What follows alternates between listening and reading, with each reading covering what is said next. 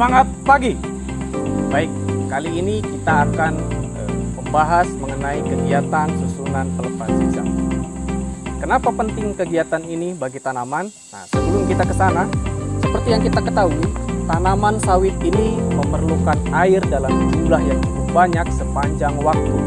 Nah, yang mana di daerah kita ini terkadang terjadi musim penghujan yang cukup panjang, tetapi juga terkadang terjadi musim kering yang cukup panjang juga. Nah, untuk mengantisipasi ketika nanti musim kering datang, maka kita lakukanlah susunan pelepas zigzag ini pada saat musim hujan. Seperti yang kita lihat di sekitaran tempat saya berdiri, jadi ketika nanti musim penghujan datang, air itu akan mengalir ke tempat yang lebih rendah. Nah, sehingga ketika air mengalir itu bisa tertahan oleh pelepah. Nah, selain tertahan oleh pelepah, dia akan masuk, kita yakini, masuk ke dalam tanah lebih banyak dan lebih lama.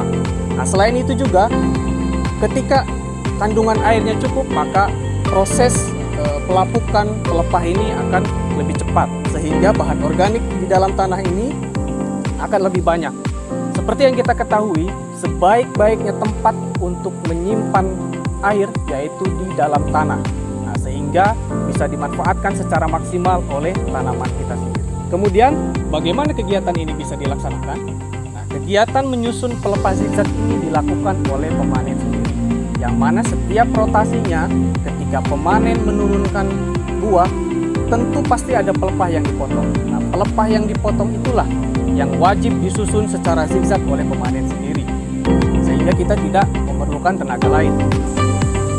Berikut contoh yang akan dilakukan oleh pemanen.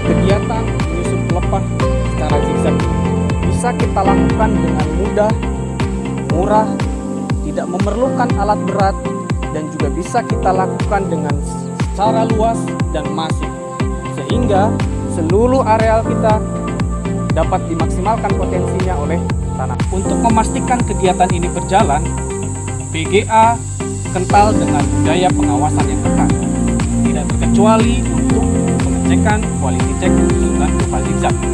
Ketika mandor panen melakukan quality check panen, dia diwajibkan untuk melakukan quality check susunan pelepas zigzag dengan tujuan apakah semua pemanen melakukan kegiatan ini atau tidak. Berikut contoh format untuk melakukan pemeriksaan susunan pelepas zigzag.